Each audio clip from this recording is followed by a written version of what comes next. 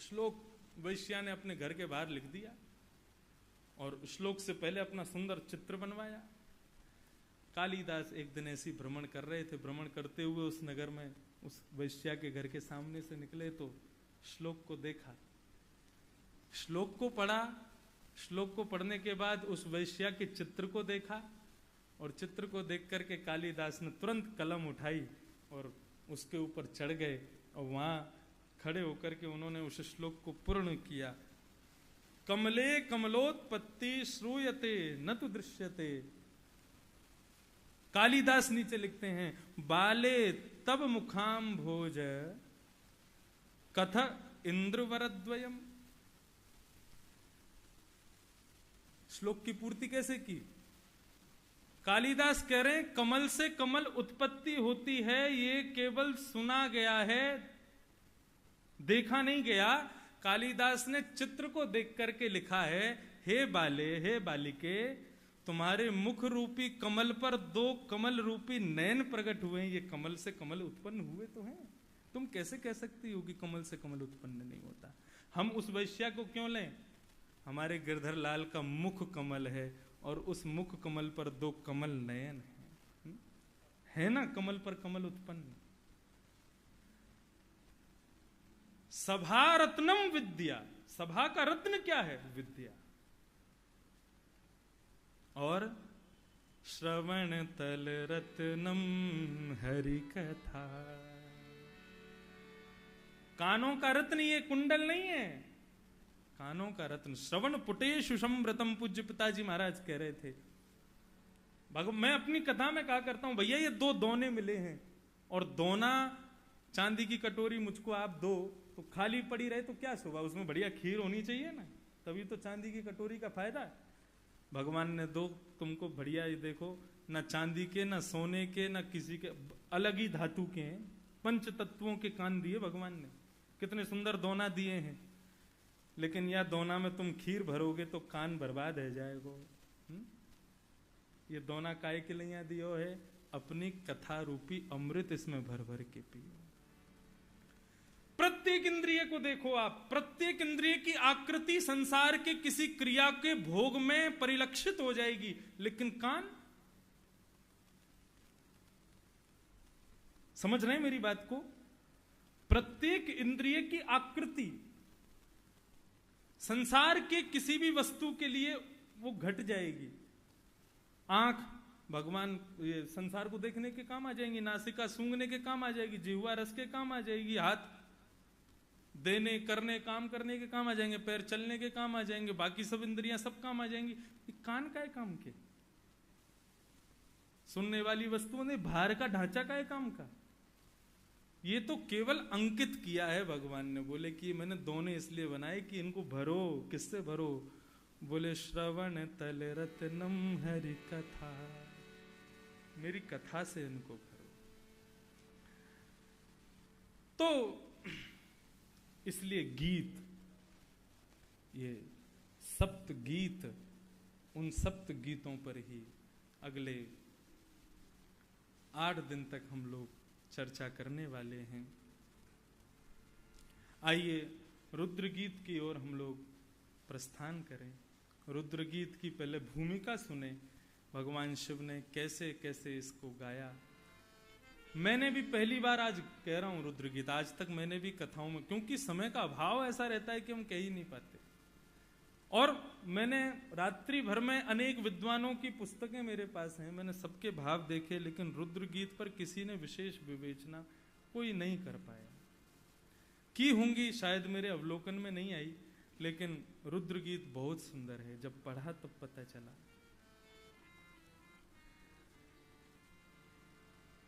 ध्रुव जी महाराज के वंश में एक राजा हुए, उनका नाम था प्राचीन वर्ही। बहुत ध्यान से सावधानी से सुनिएगा। प्राचीन वर्ही राजा हुए, इन्होंने इतना यज्ञ किया, इतना यज्ञ किया, यज्ञ में कर्म कांड में इनकी बड़ी रुचि।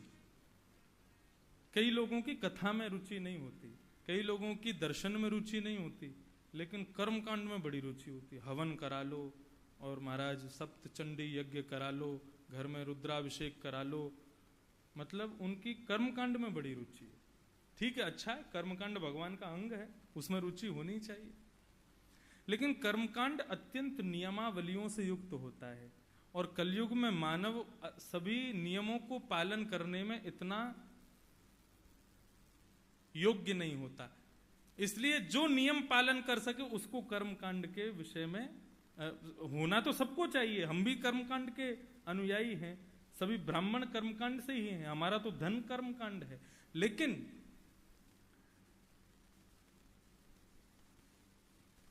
ये भक्ति, ये भगवान की कथा स्वरूप, यहां नियम उतने नहीं होते। यहां तो आप कैसे भी बैठो, खूब खाओ पियो, आनंद से बैठ के बस सुनो। कर्मकांड में आपको क्रिया करनी है, यहां पर आपको बता दिया जाएगा, अब खुद करो, अब खुद समझो। वहां जीवन शैली कैसे बनाए वो सिखाया जाता है यहां पर। तो प्राचीन वरही राजा की कर्मकांड में बड़ी रुचि थी। यज्ञ करते थे, इतने यज्ञ करते थे कि उनके यज्ञ करने की वजह से जो कुशा थी वो पूर्व की ओर झुक गई अधिकतर, इसलिए उनका नाम प्राचीन वरही पड़ गया। यज्ञ तो करते थे, लेकिन कैसे करते थे? यज्ञेषु वितन्वतः, हिंसात्मक यज्ञ करते थे। अपने यज्ञ के माध्यम से देवताओं को प्रसन्न करने के लिए पशु वध कर देते थे, और जो कि उत्तम बात नहीं है। नारद जी ने आकर के उनको समझाया, बोले राजन ये तुम सही नहीं करते हो, ये पशु वध करके तुम कौन से देवता को प्रसन्न करना चाहते हो? उन्होंने कहा कि आकाश में देखो, जितने जानवरों को तुमने मारा सब तुम्हारी प्रतीक्षा कर रहे हैं। हम जिस किसी को भी कष्ट पहुंचाते हैं, जिस जीव को, वो या तो जीते जी उसी जन्म में हमसे बदला ले लेगा, नहीं तो वो हमारी प्रतीक्षा कर रहा है, आओ तुम्हारा भोग हम लगाएंगे, तुमने हमारा लगाया। प्राचीन वरही राजा को नारद जी ने समझाया, वो नहीं माने। यज्ञ करने के लिए साफ सुथरे बन के नहा धो करके जाते थे, लौट करके आते खून में लथपथ।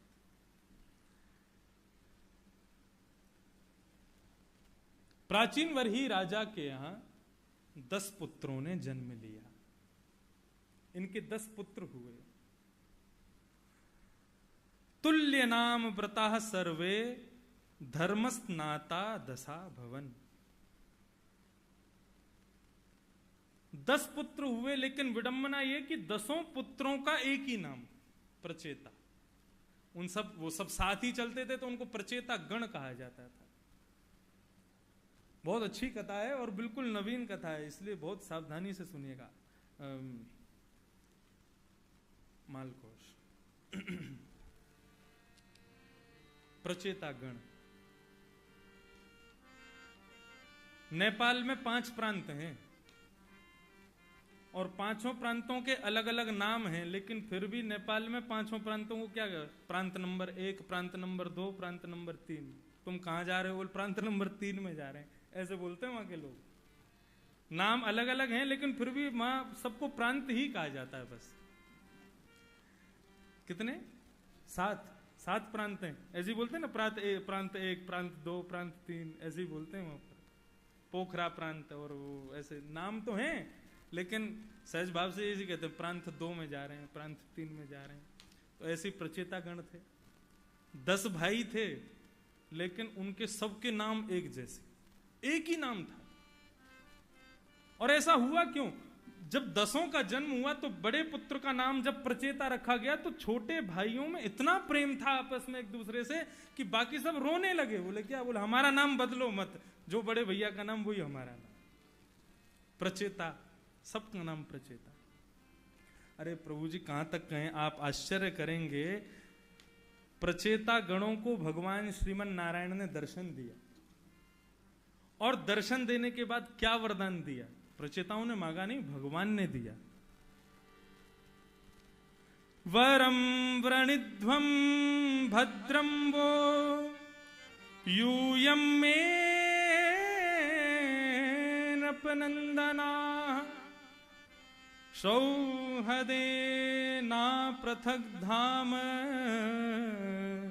तुष्टो हम सौहदे नवा यो नुस्मरीति संध्याता युष्माननुदिनं नरः तस्य भ्रातुः स्वात्मसाम्यं युष्माननुदिनं नरः। भगवान ने इन 10 प्रचेताओं को वरदान दिया कि तुम 10 में जो प्रेम है ना आपस में, मैं उससे बहुत प्रसन्न हूं। भाइयों में प्रेम नहीं दिखाई देता, लेकिन तुम 10 आपस में एक दूसरे से जो प्रेम करते हो उससे मैं बहुत प्रसन्न हूं। और मैं वरदान देता हूं कि आने वाले समय में एक घर में अधिक भाई रहते हैं, यदि उनमें क्लेश होता हो और यदि वो क्लेश को शांत करना चाहते हैं, तो यदि तुम्हारा स्मरण कर लेंगे तो उनके क्लेश नष्ट हो जाएंगे। ऐसा 10 प्रचेताओं को भगवान नारायण ने वरदान प्रदान किया। तो ये प्रचेतागण, भ्रातृ प्रेम बहुत आवश्यक है।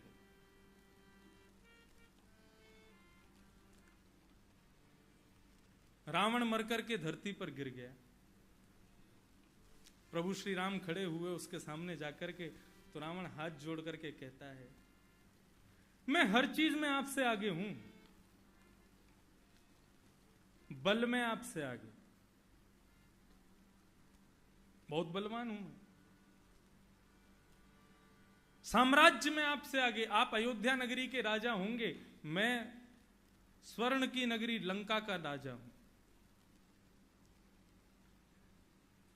आप क्षत्रिय कुल हैं, क्षत्रिय कुल भूषण हैं, मैं ब्राह्मण कुल भूषण हूं, मैं ब्राह्मण हूं।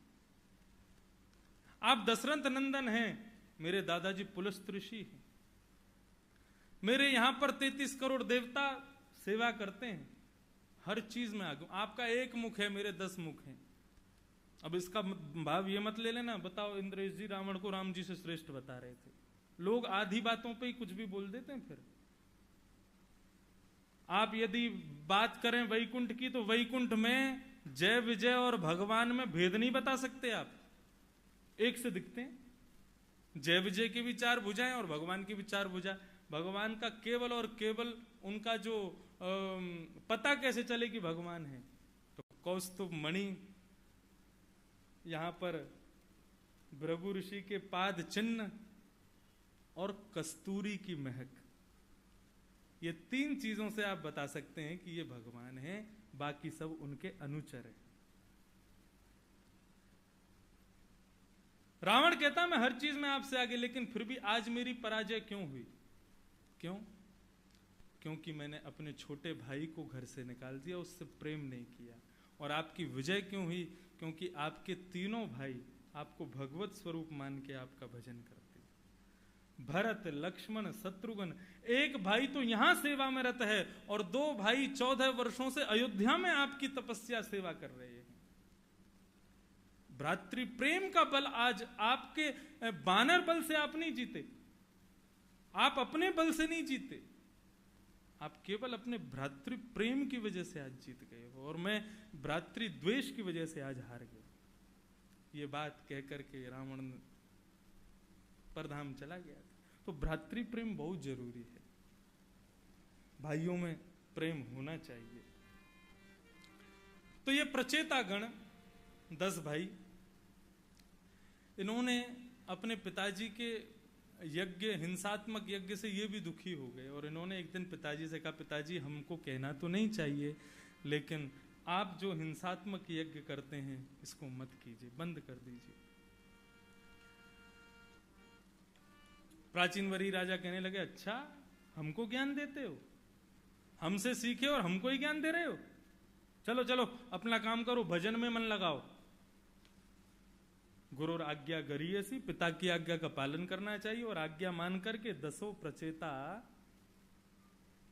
वन में चले गए। बहुत सावधानी से सुनो, आशावरी। 10 प्रचेता वन में जा रहे थे। वन में भ्रमण करते करते जाने लगे, तभी समुद्र किनारे पहुंचे तो समुद्र किनारे उन्होंने एक सरोवर को देखा। सरोवर कैसा? सरोवर में नील कमल दंत कमल, स्वर्ण कमल, चांदी के कमल, दुनिया में जितने कमल हैं सब कमलों से युक्त वो सरोवर, और इतना विशाल सरोवर कि मानो ऐसा लग रहा हो कि कोई समुद्र है क्या। अनुभव कीजिएगा उस परिस्थिति को। ये रुद्र गीत की भूमिका है। कमलों को देखकर के 10 प्रचेता रुक गए, देखने लगे, बोले ये क्या हो रहा है। इतने में ही क्या हुआ, डुमडुमियां बजने लगी, मृदंग बजने लगे, कांसे बजने लगे, सुंदर सितार वादन होने लगा, अप्सराएं नृत्य करने लगी, गाजे बाजे बजने लगे, आकाश मार्ग से पुष्प वर्षण होने लगा। प्रचेता बोले हो क्या रहा है। और तभी उस कमल सरोवर के मध्य से अपने अनुचरों को लेकर के भगवान शिव का प्रादुर्भाव होता है। बोलो देवादिदेव महादेव शंकर भगवान की जय। भगवान शिव का प्रादुर्भाव हुआ। श्रीमद् भागवत में यहां भगवान रुद्र प्रकट हो रहे हैं, शिव प्रकट हो रहे हैं, उनका जो स्वरूप का वर्णन किया गया है अद्भुत। रुद्राष्टाध्यायी में एक श्लोक है, वो श्लोक और भागवत का जो स्वरूप बताया वो दोनों समान है। कैसे लग रहे हैं कि ध्याये नित्यम महेशम रजत गिरनिभम चारुचंद्रावतम।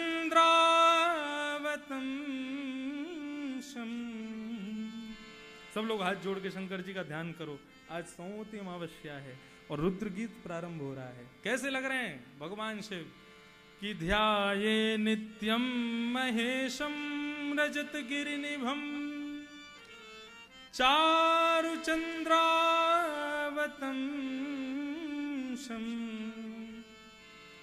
रत्नाकल्पोज्ज्वलांगम पयशु मृगवरा भीतिहस्तं प्रसन्नं पद्मासीनं समन्ताः स्तुतममर्गणैः व्याधिकृत्यं वसानं विश्वाद्यं विश्ववन्द्यं निखिलभयहरं पंचवक्त्रं त्रिनेत्रम्।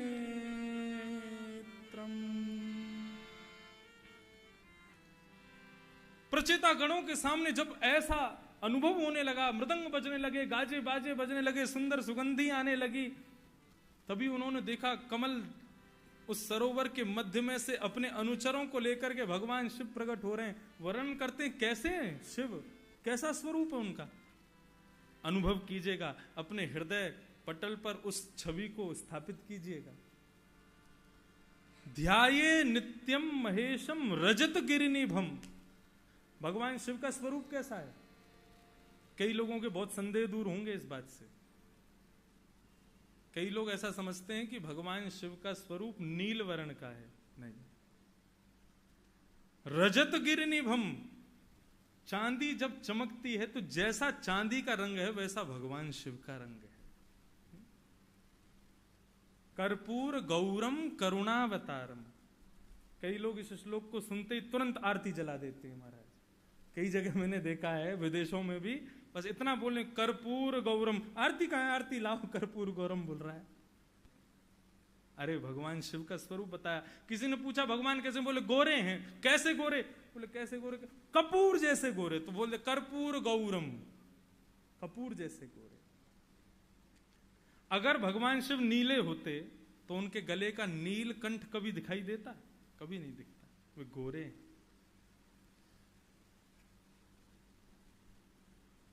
ध्याये नित्यम महेशम रजत गिरिनिभम। चांदी के जैसा स्वरूप है। ऐसा लग रहा है मानो कोई चांदी का पर्वत प्रकट हो गया हो सामने। प्रचेताओं के भाग्य की सराहना करनी पड़ेगी। कैसा सुंदर स्वरूप दिख रहा है।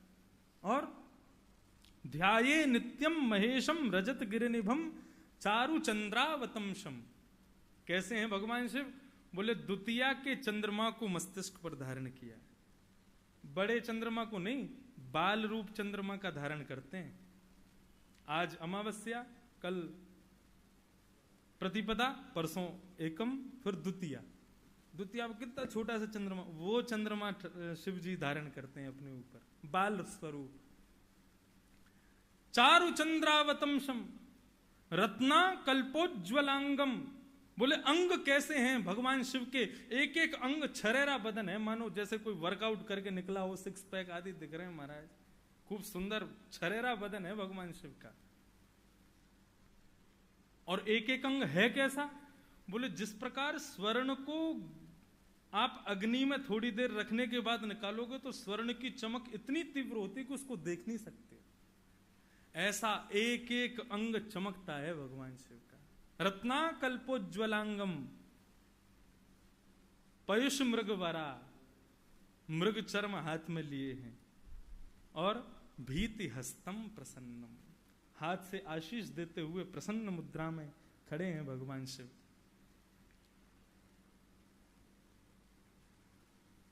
पद्मासीनम समन्ताह, अब दो भाव हैं। भगवान शिव कमल के आसन पर बैठे हैं, और या फिर दूसरा भाव कहा जाए पद्मासन मुद्रा में बैठे। भगवान कभी भी हमारी तरह आलती मार पाल के नहीं बैठते। भगवान कैसे बैठते हैं, पद्मासन में बैठते हैं। दोनों पैर के तलवे ऊपर की ओर दिखेंगे, एक पैर ये भी ऊपर और दूसरा पैर यहां पर ऊपर, ये पद्मासन है, ऐसे बैठते हैं भगवान। तो पद्मासीनम समन्ताह स्तुतम अमर गणई, देवता सब उनकी स्तुति गा रहे हैं। स्तुतम अमर गणई व्याधि कृत्यम वसानम विश्वाद्यम विश्ववंद्यम। भगवान शिव विश्ववंद्य हैं। हमारे श्रीमन नारायण भगवान हैं तो ये भी विश्ववंद्य हैं, लेकिन राक्षस सब इनसे लड़ने को ही चाहते हैं, और कई राक्षस तो भगवान शिव के सेवक भी हैं। भगवान शिव के एक आदि शत्रु हैं, दक्ष हो गए आदि आदि, लेकिन जितने भी राक्षस अधिकतर सब नारायण के शत्रु, और अधिकतर सब शिव के शिष्य। तो विश्वाद्यम विश्ववंद्यम, विश्ववंद्यम एक बार को हमारे श्रीमन नारायण भगवान है तो सही, लेकिन पॉपुलैरिटी भगवान शिव की ज्यादा है। विश्ववंद्यम निखिल भय हरम, पूरे ब्रह्मांड के भय को नाश करने वाले। पंचवक्त्रम, 5 मुख हैं भगवान शिव के, 1 2 3 4 5 पंचमुख। काठमांडू नेपाल में भगवान का पंचमुख रूप विराज रहा है, पशुपतिनाथ भगवान। केदारनाथ भगवान जो है ये भगवान शिव की कमर है, और मुख कहां है उस कमर का, वो गुफा में घुस रहे थे, भीम ने पकड़ लिया था, तो कमर रह गई केदारनाथ में, मुख निकला पशुपतिनाथ में, नेपाल में हिमालय में जाकर के। तो पंचवक्त्रम त्रिनेत्रम, 3 नेत्र हैं। ऐसे भगवान शिव पर्वताकार रूप धारण करके विशाल विकराल स्वरूप में प्रचेता गणों के सामने प्रकट हो गए। आइए हम लोग 2 मिनट प्रणाम कर लें भगवान शिव को रुद्र गीत में प्रवेश करने से पहले। नमामि शमीशान निर्वाण रूपम, नमामि शमीशान निर्वाण रूपम, नमामि शमीशान निर्वाण रूपम, नमामि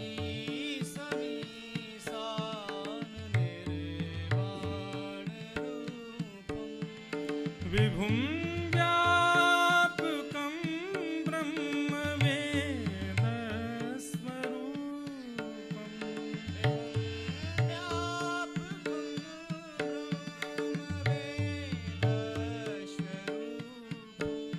निजं निर्गुणं निर्विकल्पं निरीहम्, निजं निर्गुणं निर्विकल्पं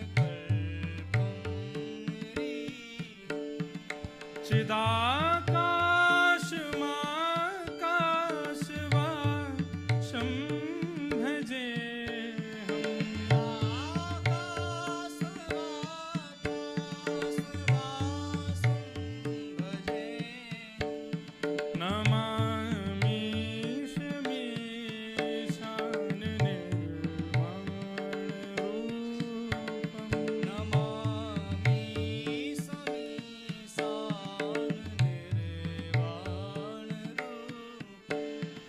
निराकार मोंकार मूलं तुरीयं गिरा ज्ञान गोतीतमीशं करालं महाकालकालं कृपालं करालं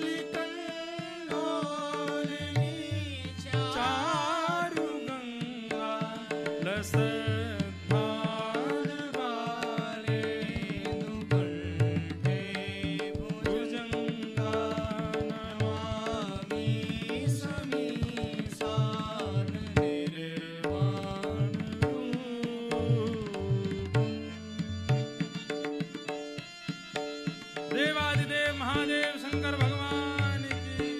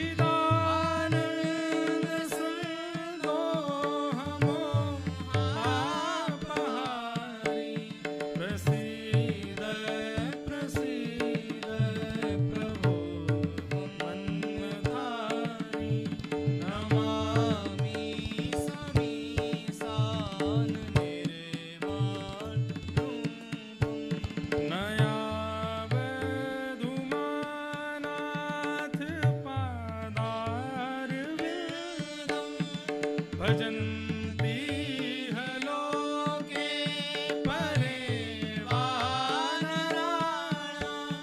न तावत् सुखं शान्ति संतापनाशं प्रसीद प्रभो सर्वभूताधिवासं नमामि समीशान निर्वाण रूपम् न जानामि योगं जपं नैव पूजा न तोऽहं सदा सर्वदा सम्भुतोऽभ्यं जराजन्मदुःखोऽव्यताप्यमानं प्रभो पाह्यापं नमामीश शम्भो नमामि समीशान निर्वाण रूपम् विभुं व्यापकं ब्रह्मवेद स्वरूपं निजं निर्गुणं निर्विकल्पं निरीहं चिदाकाशमाकाशवासं भजेऽहं नमामि समीशान निर्वाण रूपं निर्वाण रूपं निर्वाण रूपम्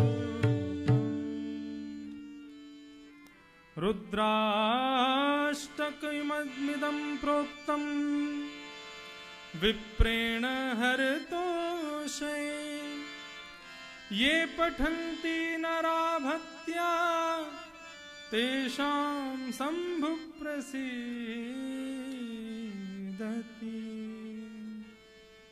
बोलो शंकर भगवान की जय। भगवान शिव प्रचेता गणों के सामने प्रकट हो गए, अहीर भैरव। अब बहुत भाव से और बहुत सावधानी से एक एक भाव को सुनिएगा। मैं भी प्रथम बार ही रुद्र गीत कह रहा हूं और आप भी कई लोग शायद प्रथम बार ही सुन रहे हैं, इसलिए दोनों को ही सावधानी की बहुत जरूरत है, इसलिए बिल्कुल सावधानी से श्रवण करें। रुद्र भगवान कह रहे हैं कि यूयं वेदिषदः पुत्रा विदितं विश्चकीर्षितं। मैं तुम्हारे मन के भाव को जानता हूं प्रचेता हूं। तुम लोग वन में भगवत प्राप्ति के लिए जा रहे हो, भगवान को प्राप्त करने के लिए जा रहे हो। आज मैं तुम्हें एक बात बताऊं और ये बात सबको सुनने योग्य, जो भी श्रावण मास में खूब व्रत कर रहे हैं, भगवान शिव का खूब यजन करते हैं, खूब वंदन करते हैं, जरूर सुनिए। शिव कह रहे हैं कि भगवंतम वासुदेवम प्रपन्न सप्रियो ही में। क्या कह रहे हैं? यदि कोई मेरा भक्त है, मेरा बहुत यजन करता है, मेरा बहुत स्मरण करता है, लेकिन शंख चक्र गदा पद्मधारी चतुर्भुज रूप नारायण में उसकी निष्ठा नहीं है, तो मैं वो मेरा भक्त होते हुए भी उसकी मैं रक्षा